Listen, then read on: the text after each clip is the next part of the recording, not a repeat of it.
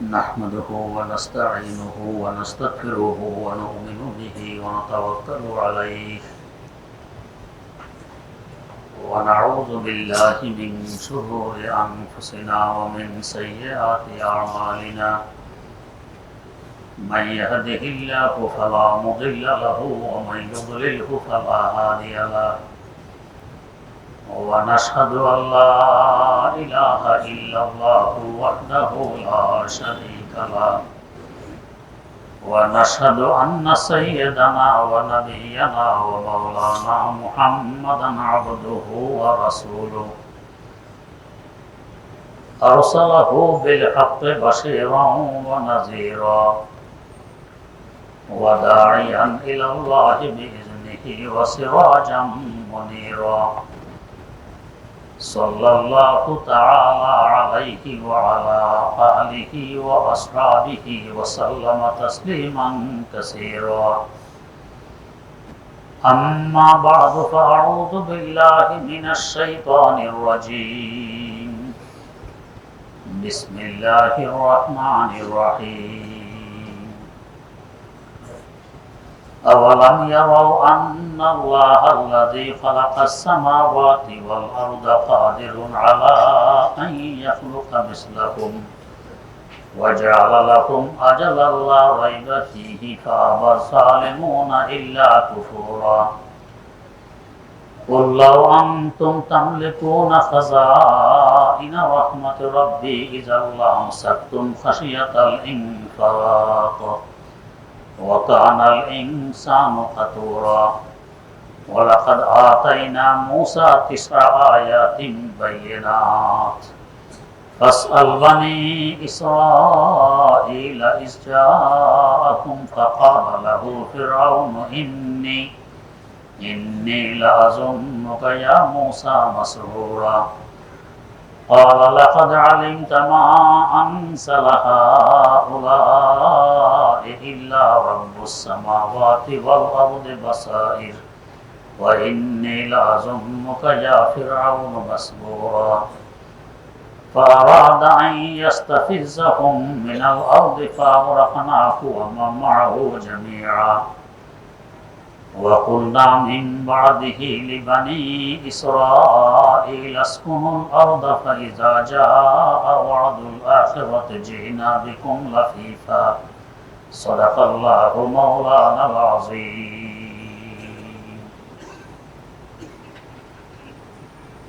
সূরা ইসরা ৯৯ নম্বর আয়াত থেকে তেলাওয়াত করা হয়েছে। এর আগের আয়াতগুলোতে কাফেরদের কিছু সংশয় সম্পর্কে আলোচনা ছিল। এরা বলতো আমরা যখন মারা যাওয়ার পর নিশ্চিহ্ন হয়ে যাব, হাড্ডিরও অস্তিত্ব থাকবে না, এই অবস্থা আমাদেরকে আবার চিন্তা করা কি সম্ভব হবে? এটাকে তারা অসম্ভব মনে করত। আল্লাহ রাব্বুল আলামিন জবাব দেন, নতুন করে কোন সৃষ্টি করা আর নতুন বস্তুকে পুনরায় আবার সৃষ্টি করা, এর মধ্যে সহজ হলো আবার সৃষ্টি করা, নতুন সৃষ্টি করা হলো কঠিন। তোমাদেরকে নতুন করে যখন সৃষ্টি করলাম তখন পারলাম, মারা যাওয়ার পর আবার সৃষ্টি করব এটা পারবো না, কেমন কথা? এর বাইরে তোমরা তো ছোট্ট একটি মাখলুক, ৩.৫ ফুট, এই বিরাট বিশাল আকাশ সমূহ এবং জমি, এগুলো তো আমি প্রথম থেকে সৃষ্টি করেছি। এত বড় মাখলুক সৃষ্টি করতে পারলাম, তোমাদের মতো ছোট্ট মাখলুককে পুনরায় সৃষ্টি করতে পারবো? আওয়ালাম ইয়ারাউ আন্নাল্লাহাল্লাযী খালাকাস সামাওয়াত, শুধু এক আকাশ নয়, আকাশ সমূহ। কোরআনে কারীমের অপর আয়াতে আছে ৭ সামাওয়াত, ৭টি আকাশ সৃষ্টি করেছে। কত বড় আকাশগুলো, এত বড় আকাশ সৃষ্টি করতে পারলাম, তোমাদেরকে বলবো না? আমরা তো দেখতে দেখি মাথার উপরে নীল বর্ণের একটি গম্বুজ, আসলে এটি কত বড় কত মোটা একটু ধারণা নেওয়ার জন্য বলছি, না হয় আমাদের ধারণা থেকে আরো অনেক বড়, অনেক মোটা, অনেক শক্ত। ধারণা ঠিক হল। আমরা যেখানে বসবাস করছি একটি গ্রহ, এর নাম পৃথিবী। এই গ্রহটির আয়তন প্রায় 30 কোটি বর্গ কিলোমিটার। 30 কোটি বর্গ কিলোমিটার বিশাল একটি গ্রহ পৃথিবী। এর চতুর্দিক দিয়ে আরো বড় একটি জগৎ বেষ্টনী দিয়ে আছে, যাকে বলা হয় সৌরজগৎ। পৃথিবী থেকে আরো বড় বড় পৃথিবীর সহকারে মোট 8টি গ্রহ, কিছু উপগ্রহ ও অসংখ্য ধূমকেতু মিলে সৌরজগৎ কত বড় হবে। সৃষ্টি করেছেন তো আল্লাহ রাব্বুল আলামিন। আন্দাজা করুন কত বড় হবে। রাতের অন্ধকারে একটি চেরাগ জ্বালাইলে, মোম জ্বালাইলে কত দূর পর্যন্ত এর আলো পৌঁছে যায়। আর 30 কোটি বর্গ কিলোমিটার আয়তনের পৃথিবী থেকে 13 লক্ষ গুণ বড়, প্রায় 350 কোটি বর্গ কিলোমিটার আয়তনের সূর্য। আলো কত দূরে যাবে? যত দূর পর্যন্ত সূর্যের আলো পৌঁছে পুরা এলাকার নাম সৌরজগৎ। কত বড় হবে। আবার এই সৌরজগতের চতুর্দিক দিয়ে আরেকটি জগৎ বেষ্টনী দিয়ে আছে, ওইটা আরো বড়, যাকে বলে মিল্কি ওয়ে। কেহকেশাম 15,000 কোটিরও অধিক সৌরজগৎ মিলে মিল্কি ওয়ে গঠিত হয়। কত বড় হবে মিল্কি ওয়ে। এই সৌরজগৎগুলো একটি থেকে আরেকটি 33 লক্ষ আলোকবর্ষ দূর দিয়ে খুব দ্রুত গতিতে ঘুরতেছে। আলোর গতি সেকেন্ডে 3 লক্ষ কিলোমিটার। সেকেন্ডে 3 লক্ষ কিলোমিটার গতিতে আলো চলতে থাকলে সেকেন্ড নয়, মিনিট নয়, ঘন্টা নয়, দিন নয়, সপ্তাহ নয়, মাস নয়, বছর নয়, দীর্ঘ 33 লক্ষ বছর যাবৎ চলতে থাকলে যত দূর পর্যন্ত পৌঁছবে, এত দূরে 15,000 কোটিরও অধিক সৌরজগৎ ঘুরতেছে। এগুলো মিলে মিল্কি ওয়ে গঠিত হয়। মিল্কি ওয়েটি কত বড় হবে। সৃষ্টি করেছেন আল্লাহ রাব্বুল আলামিন। এই মিল্কি ওয়ের চতুর্দিক দিয়ে আরেকটি জগৎ বেষ্টনী দিয়ে আছে, আরো বড়, যাকে বলা হয় গ্যালাক্সি গুচ্ছ। 15,000 কোটিরও অধিক মিল্কি ওয়ে মিলে একটি গ্যালাক্সি গুচ্ছ গঠিত হয়। মিল্কি ওয়ের দূরত্ব সৌরজগতের তুলনায় আরো লক্ষ লক্ষ গুণ বেশি। তাহলে গ্যালাক্সি গুচ্ছটি কত বড় হবে। সৃষ্টি করেছেন আল্লাহ রাব্বুল আলামিন। এর চতুর্দিক দিয়ে আরেকটি জগৎ বেষ্টনী দিয়ে আছে, যাকে বলা হয় মহা গ্যালাক্সি। 15,000 কোটিরও অধিক গ্যালাক্সি গুচ্ছ মিলে মহা গ্যালাক্সি গঠিত হয়। গ্যালাক্সি গুচ্ছের দূরত্ব গ্যালাক্সির তুলনায় আরো কোটি কোটি গুণ বেশি। তাহলে মহা গ্যালাক্সিটি কত বড় হবে। এর বাইরে দিয়ে আরেকটি জগৎ বেষ্টনী দিয়ে আছে, যাকে বলা হয় কুরআয়ে নার, আগুনের জগৎ। মহাগ্যালাক্সির সংখ্যা এ পর্যন্ত আবিষ্কার হয়েছে 15,000 কোটিরও অধিক।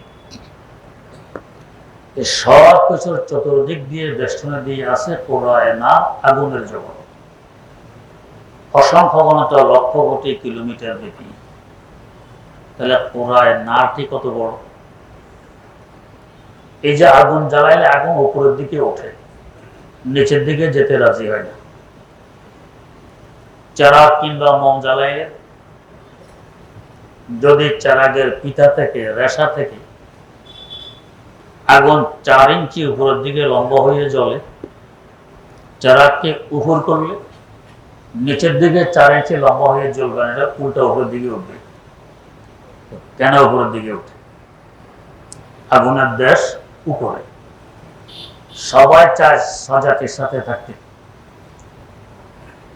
মানুষ চায় মানুষের সাথে থাকতে, কাক চায় কাকের সাথে থাকতে, কবুতর চায় কবুতরের সাথে থাকতে। গরু ছাগলের সাথে মানুষ থাকে না, মানুষের সাথে গরু ছাগল থাকে না। কাকের সাথে কবুতর ওড়ে না, কবুতরের সাথে কাক ওড়ে না। जिनसे हमर जिनसे हारा तालकम, जिनसे हमर जिनसे हारा जाजुबन, कुनदहर जिनसे बाहम जिनसे परवास, कबूतर बास बाबास, जागा कुनम आवाज़ोहा, बुलबुला परवाज़ोहा, बुलबुला परवाज़ोहा। সবার নিজ জাতির সাথে থাকতে চায়, তো আগুনও চায় আমি আমার জাতির সাথে থাকি, সেখানে গিয়ে মিলিত হই, উপরের দিকে ওঠে। মুমিনের সম্পর্ক মুমিনের সাথে, আল্লাহর ওলির সম্পর্ক আরেক ওলির সাথে, কাফেরের সম্পর্ক কাফেরের সাথে, নাস্তিকের সম্পর্ক নাস্তিকের সাথে। মুমিন মুমিনের কাছে গেলে শান্তি পায়, ওলি আরেক ওলির কাছে গেলে প্রশান্তি লাভ করে। কাফেরের কাছে গেলে কত দ্রুত সরে আসতে পারে এই চিন্তায় ব্যস্ত থাকে। তাই যদি দেখা যায় যে কোন মুসলমান কাফের মুশরিক নাস্তিকের সাথে সম্পর্ক রাখে, বন্ধুত্ব, বুঝতে হবে তার ঈমানের সমস্যা আছে, এই জন্য কাফের সাথে বন্ধুত্ব। মাইলে মোমেন সোয়ে মোমেন মিশাওয়াত, মাইলে কাফের সোয়ে কাফের মিশাওয়াত, মাইলে কাফের সোয়ে কাফের মিশাওয়াত। চলাফেরা করতে হুঁশিয়ার, কার সাথে আমার সম্পর্ক। আগুন যেহেতু উপরে, আগুন উপরের দিকে উঠতে চায়, স্বজাতির সাথে গিয়ে মিলবে। তো যাই হোক, বলার উদ্দেশ্য কোরআনে না, আগুনের জগৎটা কত বড়, এর উপরে অসংখ্য লক্ষ কোটি কিলোমিটার ব্যাপী বেষ্টনে দিয়ে আছে কোরআনে জামহারির, ঠান্ডার জগৎ, শুধু ঠান্ডা ঠান্ডা চতুর্দিক। এই জগৎটা কত বড় সৃষ্টি করেছেন আল্লাহ রাব্বুল আলামিন। এর অসংখ্য লক্ষ কোটি কিলোমিটার উপর দিয়ে বেষ্টনে দিয়ে আছে প্রথম আকাশ। এতক্ষণ যা কিছু বললাম সব কিছুকে আকাশ তার পেটের ভিতরে নিয়ে সেও ঘুরতেছে। এবার চিন্তা করুন তো আকাশটি কত বড় হবে। দারমি শরীফে হাদিস বর্ণিত, হযরত রাসূল আকরাম সাল্লাল্লাহু আলাইহি ওয়াসাল্লাম বলেন, আমাদের জমিন থেকে আকাশের দূরত্ব যে পরিমাণ, আকাশটি মোটাও এই পরিমাণ। মানে জমিন থেকে আকাশের পেট যে পরিমাণ দূরত্বে, আকাশের পিঠ এর থেকে ডবল দূরত্বে। ভেঙে পড়ার সম্ভাবনা আছে। জমিনে খুশক রুজা নদ গয়া, आसमारा बेसुतों दारा देनेगा, आसमारा बेसुतों दारा देनेगा। খুঁটি খাম্বা বিহীন আল্লাহ পাক ঝুলন্ত অবস্থা রেখে দিলেন আকাশ, পড়ার কোনো সম্ভাবনা নেই, ভাঙার কোনো সম্ভাবনা নেই, এত মোটা, এত মজবুত। তো এরপর আবার এই পরিমাণ জায়গা খালি, আমাদের জমিন থেকে আকাশ পর্যন্ত যে পরিমাণ জায়গা খালি, প্রথম আকাশের পিঠ থেকে দ্বিতীয় আকাশের পেট পর্যন্ত এই পরিমাণ জায়গা খালি। এরপরে চতুর্দিক দিয়ে বেষ্টনে দিয়ে আছে দ্বিতীয় আকাশ। এই প্রথম আকাশটি ফুটবলের ন্যায় দ্বিতীয় আকাশের পেটের ভিতরে। দ্বিতীয় আকাশটি কত বড় সৃষ্টি করেছেন আল্লাহ রাব্বুল আলামিন। তো প্রথম আকাশকে যদি দ্বিতীয় আকাশের সামনে তুলনা করা হয়, একটি ধূলিকণার কোটি ভাগের এক ভাগও মনে হবে না দ্বিতীয় আকাশের সামনে প্রথম আকাশ। তৃতীয় আকাশটি এত বড়, ওই আকাশটিও ফাঁকা পরিমাণ মোটা। এরপর আবার এই পরিমাণ জায়গা ফাঁকা, তারপর তৃতীয় আকাশ, ওই আকাশটিও ফাঁকা পরিমাণ মোটা। এই বিরাট বিশাল দ্বিতীয় আকাশকে তৃতীয় আকাশের সামনে তুলে ধরলে ধূলিকণার কোটি কোটি কোটি কোটি ভাগের এক ভাগও মনে হবে না দ্বিতীয় আকাশকে, এমন তুচ্ছ মনে হবে। এভাবে চতুর্থ আকাশ, পঞ্চম আকাশ, ষষ্ঠ আকাশ, সপ্তম আকাশ, 7 নম্বর আকাশটি কত বড় হবে। আল্লাহ পাক বলে এমন বিরাট বিশাল মাখলুক আগে ছিল না, আমি সৃষ্টি করেছি। আওয়ালাম ইয়ারাউ আন্নাল্লাহাল্লাযী খালাকাস সামাওয়াতি ওয়াল আরদ, এমন বিরাট বিশাল 7টি আকাশ সৃষ্টি করতে পারলাম, এর আগে কোন নজির, কোন দৃষ্টান্ত, কোন উপমা ছিল না। আর তোমাদেরকে একবার সৃষ্টি করার পরে আবার করবো না, এটা কেমন কথা? অযৌক্তিক কথা। প্রথম কোন কিছু আবিষ্কার করতে, বানাইতে কষ্ট হয়, ব্যাগ পেতে হয়, দ্বিতীয়বার বানাইতে এত কষ্ট হয় না, প্রথমটা দেখে দেখে বানাইতে। এমন বিরাট বিশাল মাখলুক সৃষ্টি করতে পারলাম, আর তোমাদের মতো ছোট্ট মাখলুক সৃষ্টি করতে পারবো। যারা প্লেনে উড়েছেন, প্লেন যখন উপরের দিকে উঠতে থাকে, প্রথম তো নিচের ঘরবাড়ি, রাস্তাঘাট, নদী নালা দেখা যায়। যত উপরে উঠবেন তত ছোট হতে থাকবে, হতে হতে একসময় মানুষ দেখা যায় পিপিলিকার নেয় মাটিতে হাঁটে। আরো উপরে গেলে আর কিছু নাই, দেখাই যায় না, কত ছোট্ট মাটি। প্লেন তো উঠতেছে শুধু মহাশূন্যে খালি যায়। আর এর অসংখ্য উন্নত লক্ষ কোটি কিলোমিটার উপর দিয়ে যে আকাশগুলো বেষ্টনে দিয়ে আছে, ওগুলো কত বড় হবে। এত ছোট্ট একটা মাখলুক সৃষ্টি করার পর আবার পারবো না, আর এত বড় মাখলুক সৃষ্টি করে ফেললাম, কি বলতেছো তুমি? যেহেতু আমরা উপরের দিকে তাকাইলে আকাশ দেখি, সামনে তাকাইলে আকাশ দেখি, ডানে তাকাইলে আকাশ দেখি, বাঁয়ে তাকাইলে আকাশ দেখি, পিছনে তাকাইলে আকাশ দেখি, এভাবে আকাশ আমাদের নিচেও আছে। তো যেটা দেখি এটার উপমা দিলেন, দেখার বাইরে আরো আছে। এই 7 আকাশের অসংখ্য উন্নত লক্ষ কোটি কিলোমিটার উপর দিয়ে বেষ্টনে দিয়ে আছে সিদরাতুল মুনতাহা। আমার আল্লাহ জগৎ দুইটি, ঊর্ধ্ব জগৎ ও নিম্ন জগৎ। এই নিম্ন জগতের উপরের সীমা সিদরাতুল মুনতাহা, ঊর্ধ্ব জগতের নিচের সীমা সিদরাতুল মুনতাহা। যে যেমন তার জগৎও তেমন। এত উপরে গিয়ে নিম্ন জগতের সীমা, এরও অসংখ্য উন্নত লক্ষ কোটি কিলোমিটার উপর দিয়ে বেষ্টনে দিয়ে আছে জান্নাত। আল্লাহ পাক বলেন, ওয়ালাকাদ রাআহু নাযলাতান উখরা ইনদা সিদরাতিল মুনতাহা ইনদাহা জান্নাতুল মাওয়া। সিদরাতুল মুনতাহার কাছে তথা উপরে জান্নাত, সব কিছুকে বেষ্টনে দিয়ে আছে। জান্নাতের ফেটের ভিতরে এগুলো সব। তাহলে এবার চিন্তা করুন জান্নাতই কত বড়। এত বড় জান্নাত যে আল্লাহ পাক সৃষ্টি করতে পারলেন, আর তোমাদের মতো পিপিলিকা থেকেও ছোট দেখা যায় মাখলুক মানুষ দ্বিতীয়বার সৃষ্টি করতে পারবো না। এখান থেকে একটি প্রশ্ন নিরসন হয়, সেটি হল, একটি হাদিস আপনারা শুনেছেন, সবচেয়ে নিম্নমানের জান্নাতীকে এই দুনিয়ার ন্যায় কমাস কম 10 দুনিয়ার সমান জায়গা দেয়া হবে। তো প্রশ্ন জাগে, এত জায়গা পাবে কোথায়? এত জায়গা পাবে কোথায়? নিম্নমানের বেহেশতিকে যদি 10 দুনিয়ার সমান দেয়া হয়, ঊর্ধ্বমানের বেহেশতিকে তো অন্তত 10 লাখ দুনিয়ার সমান দেয়া হবে। এত জায়গা পাবে কোথায়? এমন বিরাট বিশাল জান্নাত যে এখন শুনলেন জায়গার অভাব হবে।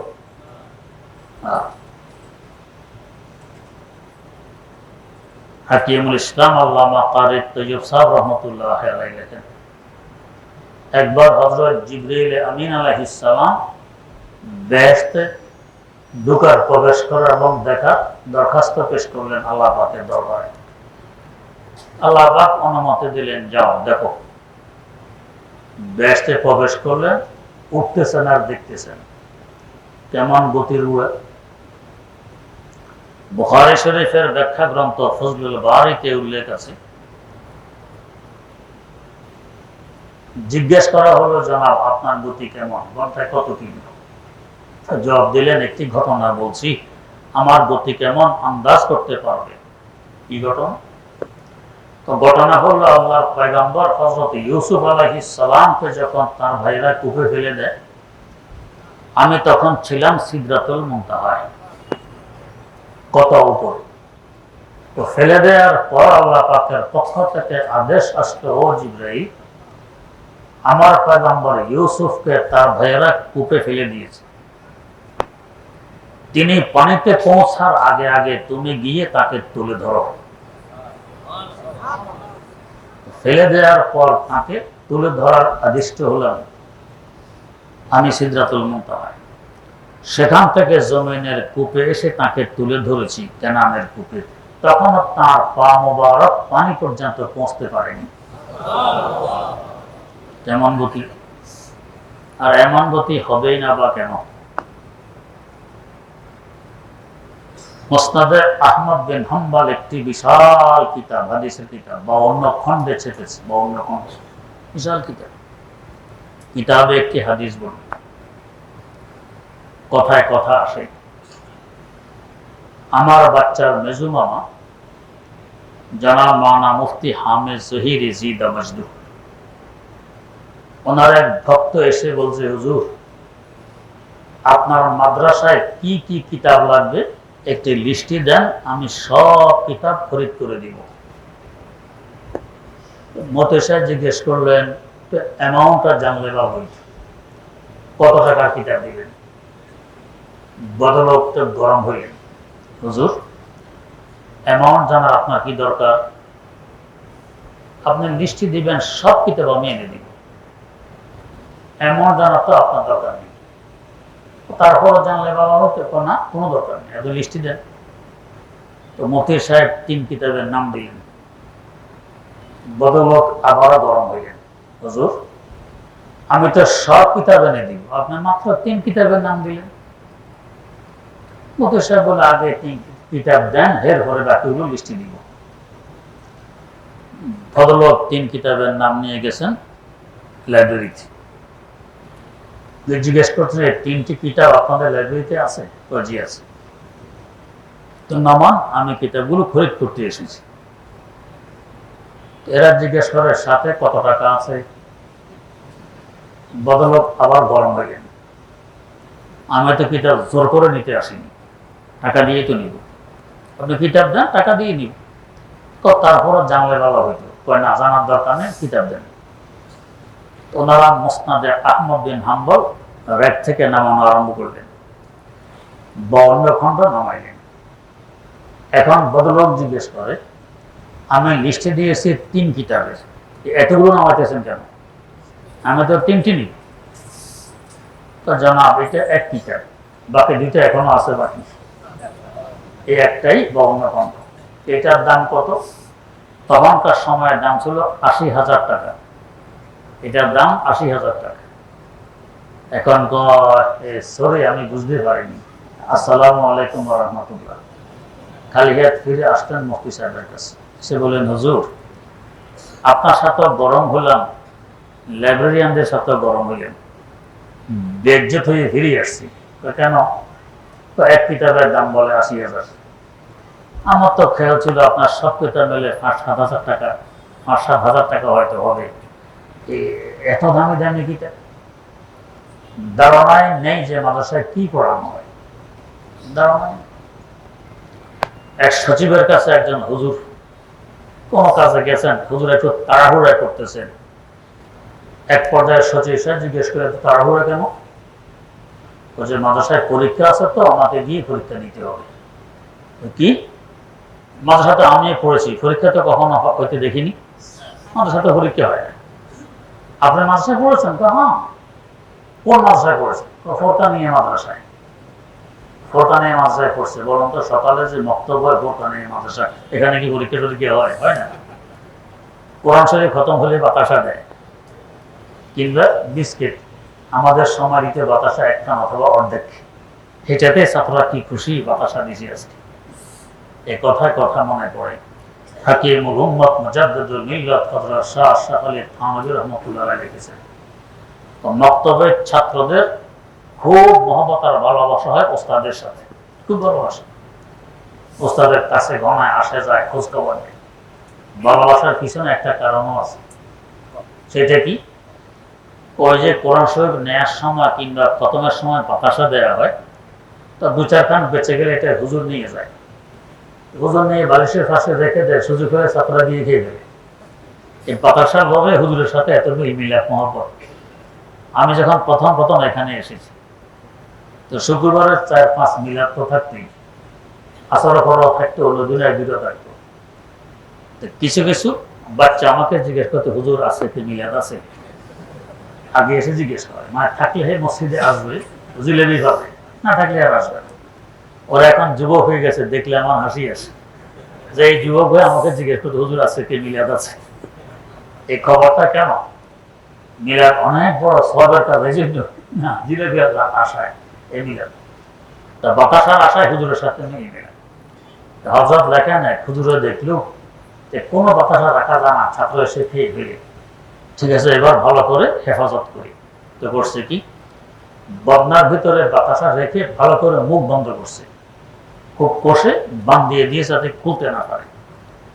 হুজুর কোনো কাজে কোথাও গেছেন, ছেলেরা হুজুরের কামরায় এসে দেখে বদনা একটার মুখ বন্ধ। নিশ্চয়ই কোনো কারণ আছে, না এই মুখ তো সবসময় খোলায় থাকে, আজকে বন্ধ কেন? না দিয়ে দেখে ভিতরে কিছু ঢুকতেছে, আছে। বদনার নালি দিয়ে সঙ্গে দেখে বাতাসের গ্রাম, বাসা থেকে ধরে বাতাসা। তো মক্তবের ছোট বাচ্চা কত চেষ্টা এটার বান খোলার জন্য পারে নাই বান খুলতে, মানে কিভাবে বাতাসা বের করবে। আর কাবে একটা বুদ্ধি বের করছে কি, নালি দিয়ে ভিতরে পানি ঢুকে নাড়াইয়া শরবত বানাই ফেলছে। আবার নালি দিয়ে সব শরবত পান করে ছাত্র আপন আপন জায়গায়। হুজুর তো সময় মতো এসে দেখে না আজকের বাতাসা আছে ঠিক, আমার বদনার মুখ খুলতে পারেনি। হুজুরের মুখে দেখে ভিতরে বদনা খালি, বাতাসা নেই। ব্যাপার কি, মুখ বন্ধ, বাতাসা নেই, কিভাবে বের করবে? ছাত্রদেরকে ডেকে জিজ্ঞেস করতেছে, ভাইয়েরা আমার বাতাসা? আমরা খেয়ে ফেলছি। তো মুখ তো বন্ধ, বের করছো কিভাবে? হুজুর বেরতে করতে পারি নাই, নালে দিয়ে পানি ঢেলে শরবত বানিয়ে সবাই পান করে ফেলছি। বলেন এই হুজুরের সাথে মহব্বত হবে না তো কার সাথে হবে? আল্লাহ। তো যাই হোক, এখন এই সচিব সাহেব আমি ফোরটা নিয়ে মাদ্রাসায় পড়ছি, পরীক্ষা তো হয় না। ফোরটা নিয়ে কি পরীক্ষা হয়? এমনি তো হয় না। ওনার ধারণা কি এটাই মাদ্রাসা, আর কিছু নেই। কিন্তু গিয়ে দেখুন আমাদের লাইব্রেরি, মনে আছে আমার বাসা গিয়েও দেখতে পারে কি পরিমাণ কিতাব লাগে এক একজন মৌলবীর।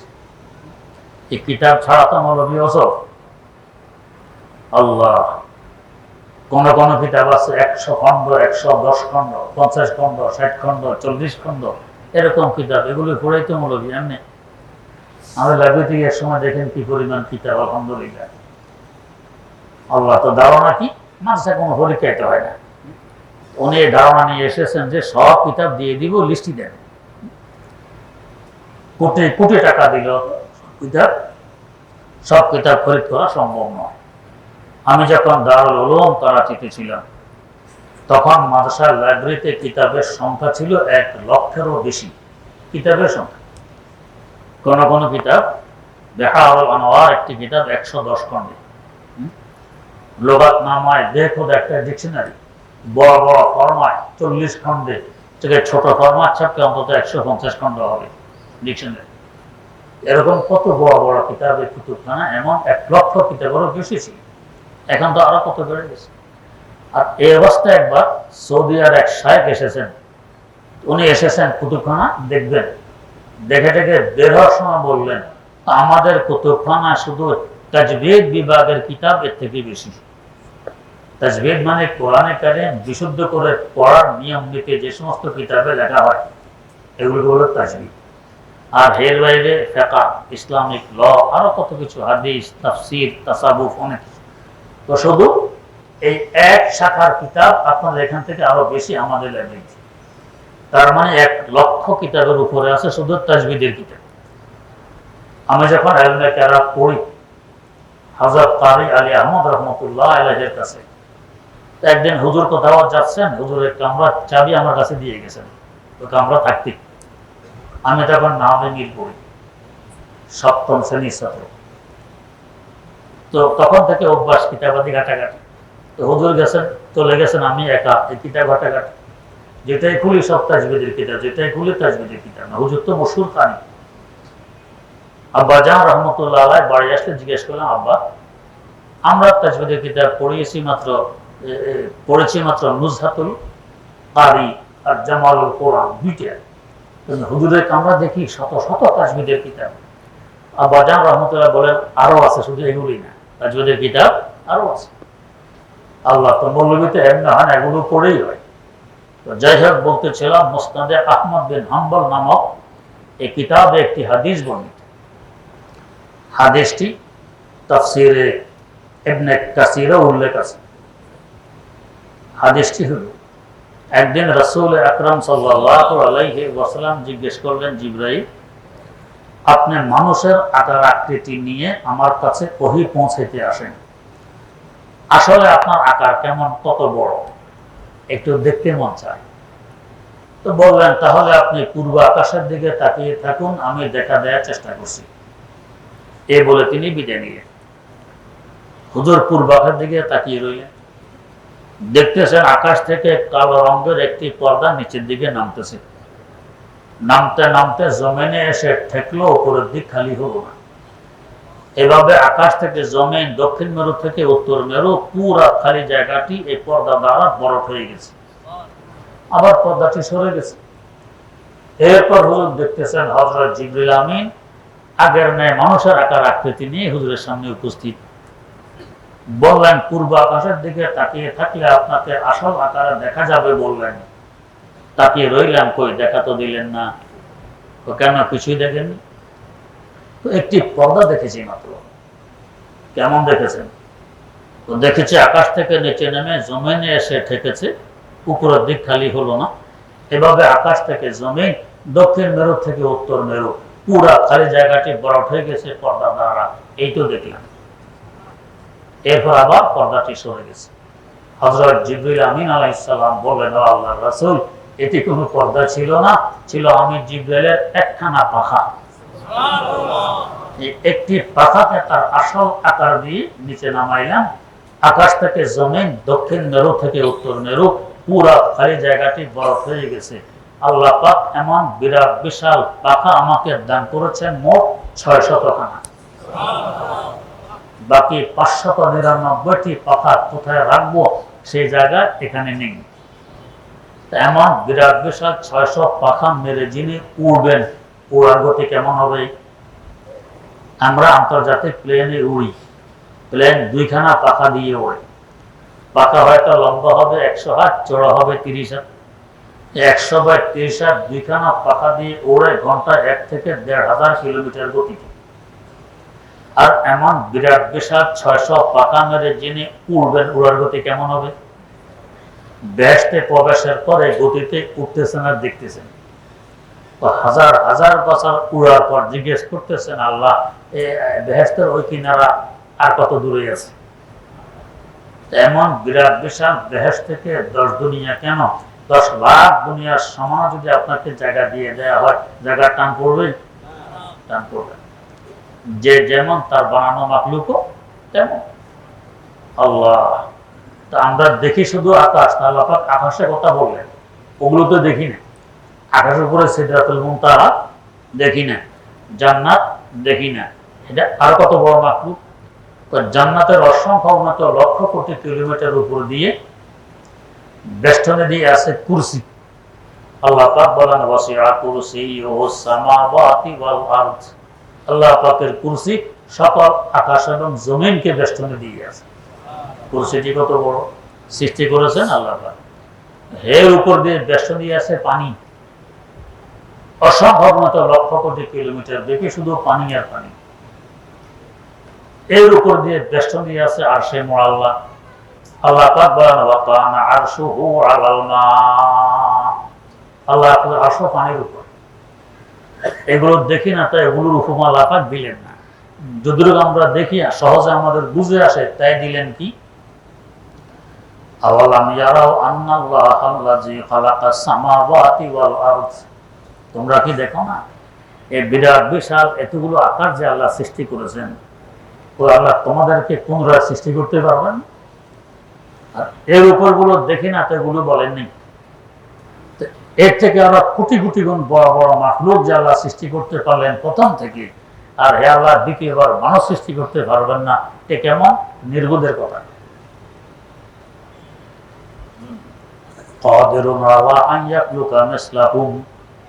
অতএব তোমাদের মতো আবার মাখলুক সৃষ্টি করার জন্য তিনি কাদের কুদরত রাখেন, শক্তি রাখেন। وَجَعَلَ لَكُمْ أَجَلًا لَا رَيْبَ فِيهِ فَأَبَى الظَّالِمُونَ إِلَّا كُفُورًا। তোমরা যারা দুনিয়াতে থাকো সবার যে নির্দিষ্ট একটি সময় নির্ধারিত আছে, এই সময়ের ভিতরে বিদায় করে দেওয়া হবে। فَأَبَى الظَّالِمُونَ إِلَّا كُفُورًا। আর জালেমদের শুধু কুফরিয়ে বাড়তেছে, জালেমদের শুধু কুফরিয়ে বাড়তেছে। এত নিদর্শন, এত দলিল সামনে আসার পরেও ঈমান যদি নসিবে না থাকে, বাকি না থাকে, ঈমান আনায়ও সম্ভব হবে না।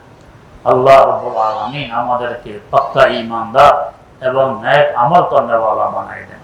সুবহানাল্লাহি ওয়া বিহামদিহি, সুবহানাকাল্লাহুম্মা ওয়া বিহামদিক, আশহাদু আল্লা ইলাহা ইল্লা আনতা, আস্তাগফিরুকা ওয়া আতুবু ইলাইক।